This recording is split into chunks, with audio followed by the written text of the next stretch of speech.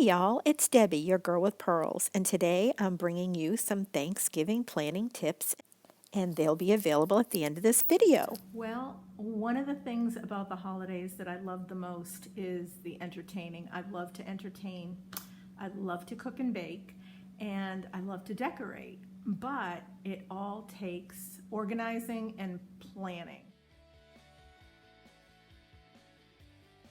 So I'm a list maker. I don't know about you, but I do everything with lists, especially when it comes to the big holidays. I work with a calendar for the whole month of November. And I'm writing in the blocks, you know, order this today, pick up this today. So the first week in November is like the week that I really pull out all the stops. I like to really start my organizing. I'm pulling out the list. I'm going to show you here. I've already got everything completely worked out. The first week, second week, third week, up until the 5 days before, and each day what I'm doing, and I'll go through it with you. The first week is when I plan the menu, I plan the guest list.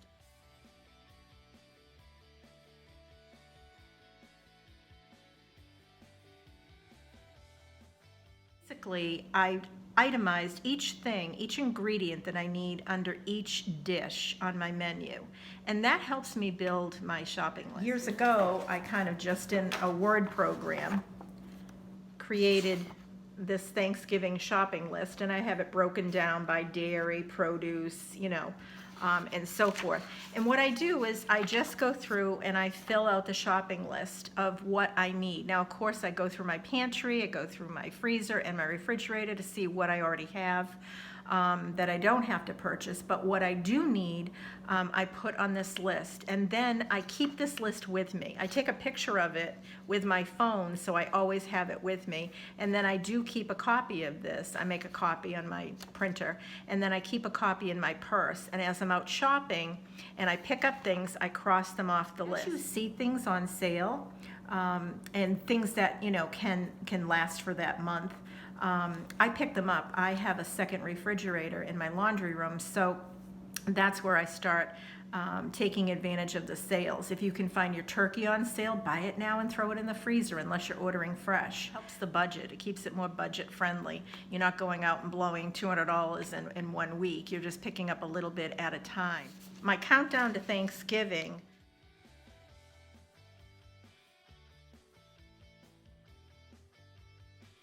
And I always set my dining room table the first week of November. I like to enjoy it, plus I want it done. I don't want to be worried about that. It just makes it so easy breezy. If I can get more things done ahead of time, prepped ahead of time, that everything is just more relaxed and enjoyable for me. I put on some music, I just enjoy baking, you know, light a candle and have a cup of pumpkin spice tea or coffee. I'm actually putting together my list of week by week what I need to do. So the first week, I've got the menu done, I've got my invitations done, and I've got my table set. So the week before Thanksgiving, I clean up my refrigerator, wipe it all down, make some space, and you know, because I'm going to start putting things in. As I said, I have a second refrigerator in my laundry room, so I'm going to use that mostly as I'm, you know, making things. I put the casseroles in there and so forth. The other thing I'm going to be doing the week before Thanksgiving that I'm going to be using, I put little sticky notes in it, what's going to be for the you know, the stuffing, what's going to be for my casserole, my butternut squash and so forth, what I'm going to put the rolls in. I just put sticky notes in everything so I know what dishes that I'm using. And then the day before, when I'm making the casseroles, you know, I know what dishes. I'm not digging through the cabinets trying to find, oh, what's it going to fit in. So basically, that's what I do. So that part's organized as well. I always make sure I make extra ice. I start doing that at least 2 weeks before Thanksgiving or 2 weeks before Christmas, making extra ice, bagging it, and throwing that in the freezer as well for drinks. Okay, so now I'm going to talk a little bit about, I have it actually broken down to the week of. So on Monday, that is my final shop day and my final errand day. So for those of you maybe that are, having to pick up a fresh turkey or whatever, I'm also taking my turkey out of the freezer if I've bought frozen. Now, I haven't decided yet. I've pooled the family what they want this year. Do they want a fresh one, or should I buy a frozen one on sale?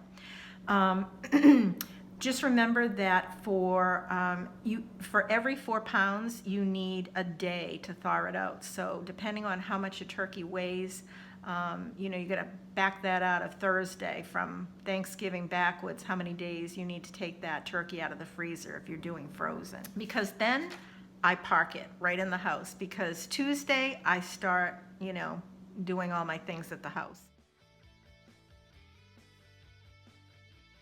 I'm chilling the beverages. As I said, I'm looking at my extra ice situation. I'm going to actually on Tuesday make the apple pie. I'm going to cut up all my gluten-free bread and spread it out on a cookie sheet and let it dry out. I'm going to chop the celery, the green onions, and I'm going to put it in a Tupperware. I'm going to chop up my parsley and my thyme and put those in separate little baggies and throw them in the fridge. I'm going to take my sausage out of the freezer to defrost in the refrigerator. And that's pretty much it. I'm going to have some nice music on, a candle going, and enjoying some pumpkin something. But that keeps things really easy breezy for me. That's not a lot to do. Now on Wednesday,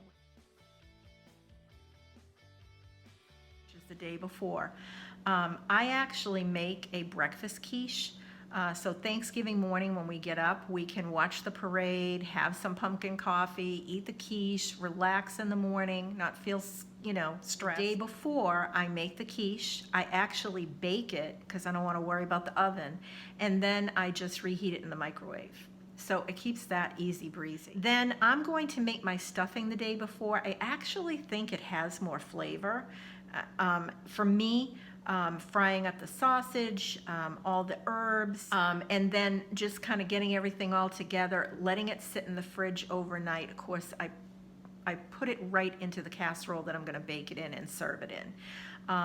But that just makes it so easy, and it flavors it more. I cover it with saran wrap and throw it in the fridge. I'm also going to peel and chop my white potatoes. I put them in water on the back of the stove, and I'll tell you what, I grew up, my mom did that every single holiday. She would do them the night before, throw them on the back of the stove, cover it in cold water, and then in the morning throw that water off and freshen it with new water.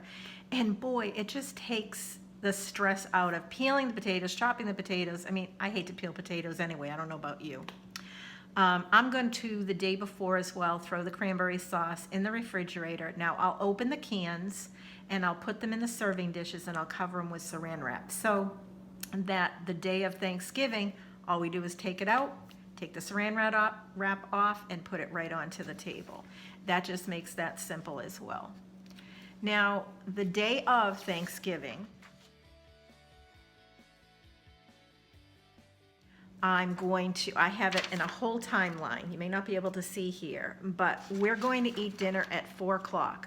So what I do is I back it up from 4 o'clock, what it's going to take as far as time goes.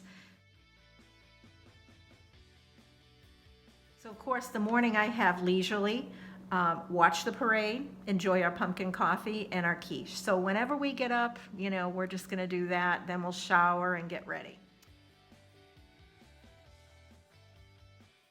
1 o'clock, I'm going to turn the potatoes on and boil them and mash them. And then my thing is, for years, ever since I've owned a crock pot, I put them in the crock pot on warm, and it just frees up the oven. You don't have to have another casserole in the oven. And that keeps them warm for people that want to go back for seconds. I love that.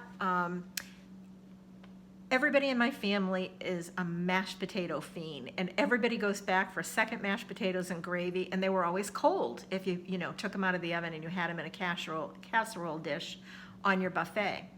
So by keeping them in the crock pot, it keeps the mashed potatoes warm.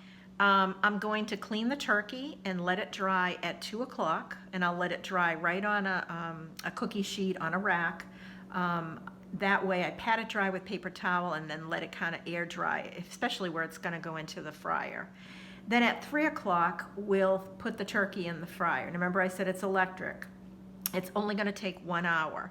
So then at 3 o'clock, I'm also going to put the oven on to 350, and I'm going to put the dressing and the sweet potatoes and the broccoli casserole into the oven at 3 o'clock because they take about an hour. And at 3:15, I'm going to, on the stovetop, make my butternut squash dish. I won't put the goat cheese or the pecans or the craisins on it until I'm ready to serve it because the goat cheese will melt in with the heat. But I'm going to get that cooked and tender because it takes a little bit to make the brown butter with thyme first.